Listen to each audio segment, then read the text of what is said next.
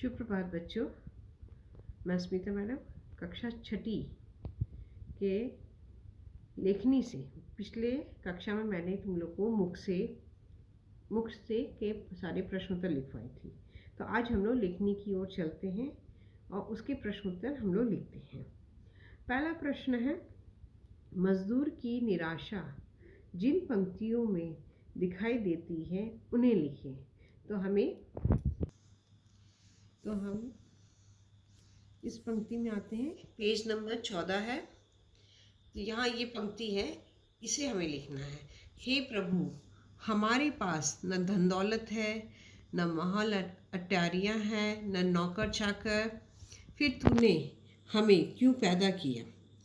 क्या सिर्फ इसलिए कि अमीरों के नौकर आए और हमें मार पीट कर उठाकर सड़क के किनारे फेंक दें? आखिर दुनिया को हमारी क्या ज़रूरत है? अब प्रश्न नंबर दो है, दिन का आराम बेचा, रात की नींद बेची।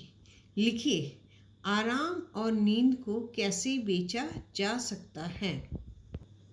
तो बच्चों, इसमें हमें बताना है, दिन का आराम बेचा, रात की नींद बेची। इस मुहावरे का अर्थ है कि कठिन परिश्रम करना, क्योंकि गरीब मजदूर बिना आराम किए दिन और रात परिश्रम करके पैसे कमाया था, यानी उसने दिन का आराम और रात की चैन बेची थी। प्रश्न नंबर 3 पर आते हैं। मजदूर के धनी बन जाने का तरीका उचित था या अनुचित? 5 पंक्तियों में अपने विचार लिखिए। तो बच्चों, इसमें हमें 5 पंक्तियों में लिखना है। तो मजदूर के धनी बन जाने का तरीका अनुचित था। पहले तो वो गलत था। तो और उसमें क्या था? उसने हर तरह के कार्य करके नगर का रईस व्यक्ति बन गया। दूसरा है, वो मजदूरों के साथ गलत व्यवहार करता था। तीसरा, धनी बनने के बाद वो घमंडी बन गया था। चौथा, भोग विलास एवं आराम की जिंदगी में ज़्यादा मन लग गया था। और 5वां, वो निर्दयी एवं संवेदनशील हो गया था। तो प्रश्न नंबर आप 4 की ओर आते हैं। मजदूर किए गरीबी और अमीरी वाले रहन सहन को 3-3 पंक्तियों में अलग अलग लिखिए। तो पहले हम लोग गरीब मजदूर का रहन सहन के बारे में लिखते हैं। पहला, उसके घर में एक चूल्हा था। दूसरा, उसके यहाँ 2-4 बर्तन थे।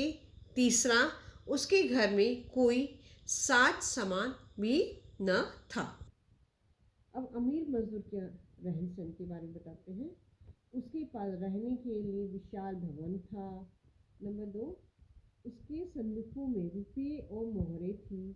तीसरा, उसकी सेवा करने के लिए दासियां। प्रश्न नंबर 6, हेर फेर शीर्षक का अर्थ है।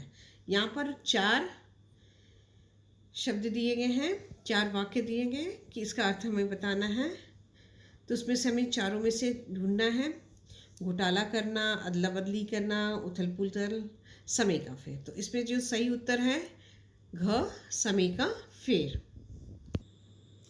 प्रश्न नंबर 7, गद्यांश को पढ़कर दिए गए प्रश्नों के उत्तर लिखिए। यहाँ पर एक छोटा सा गद्यांश दिया है, तो उसी के आधार पर 2 प्रश्न भी दिए गए। तो पहला गद्यांश पढ़ लेते हैं।